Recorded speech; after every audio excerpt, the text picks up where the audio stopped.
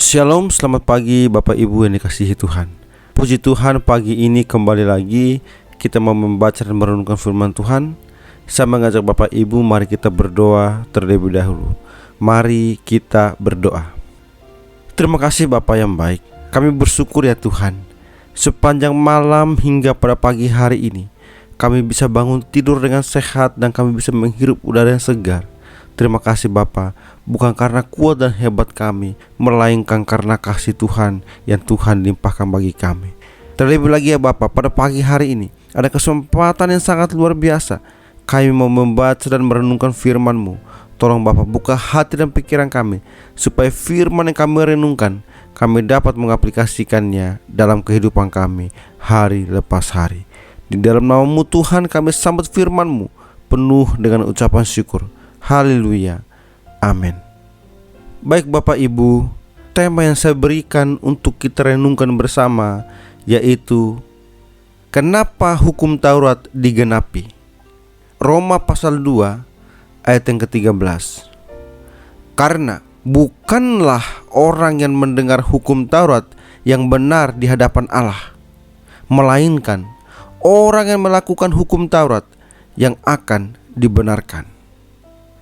Bapak Ibu, saudara yang dikasihi Tuhan, surat Paulus dalam Roma 3 ayat 20 menjelaskan bahwa hukum Taurat memberikan pengenalan akan dosa, tetapi yang menjadi jalan keselamatan ialah hanya oleh iman kepada Yesus Kristus. Perlu kita pahami bahwa Tuhan Yesus datang bukan untuk menghapuskan hukum Taurat, melainkan untuk menggenapinya. Pandangan tentang Yesus menggenapi hukum Taurat sering disalahartikan, menganggap bahwa hukum Taurat tidak penting untuk kita kerjakan karena kita sudah diselamatkan. Hukum Taurat sebagai gambaran dosa manusia, karena oleh hukum Taurat manusia mengenal dosa. Namun di mana tidak ada hukum, maka di situ juga tidak ada pelanggaran. Makna hukum Taurat dalam kehidupan orang percaya yang sesungguhnya ialah mengerjakan perbuatan baik berupa ketaatan kita terhadap hukum-hukum Allah menurut hukum kerelaan hati. Orang yang berada dalam Kristus akan memahami hukum Allah sebagai ajaran batiniah yang berisikan ungkapan hati Allah kepada kita. Hal ini tidak serta-merta membuat kita menjalankan proses ibadah dan keagamaan serta perbuatan-perbuatan moral bukan berdasarkan ketaatan pada hukum secara lahiriah, melainkan ketaatan kepada Allah. Pemahaman hukum Taurat, yakni hukum Allah yang mendidik dan mengajar orang percaya kepada Kristus.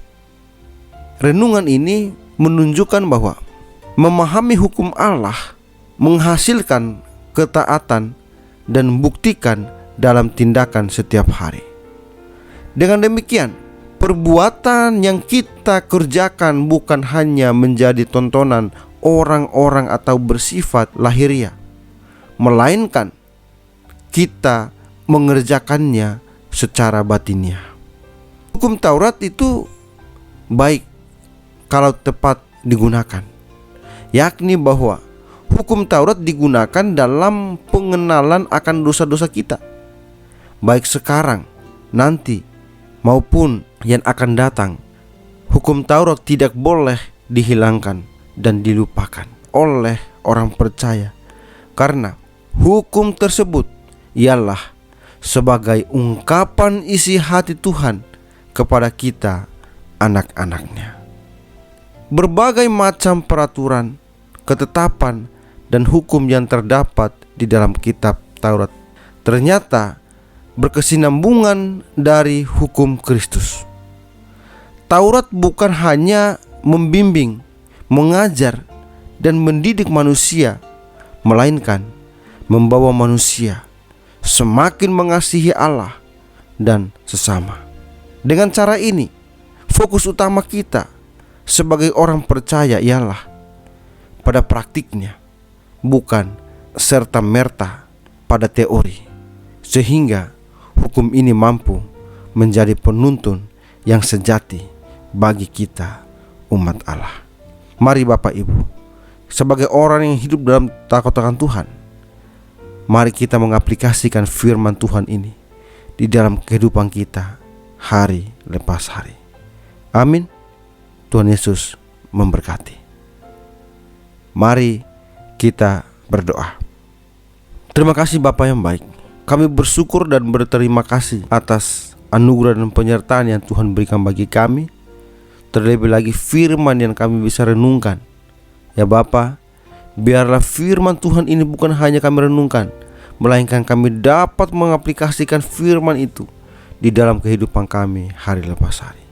Saat ini kami akan kembali menjalani setiap aktivitas kami. Bapa, tolong pimpin dan bimbing kami, sehingga apapun yang kami lakukan hanya untuk memuliakan nama-Mu saja. Di dalam nama-Mu Bapa kami berdoa dan kami bersyukur. Haleluya. Amin.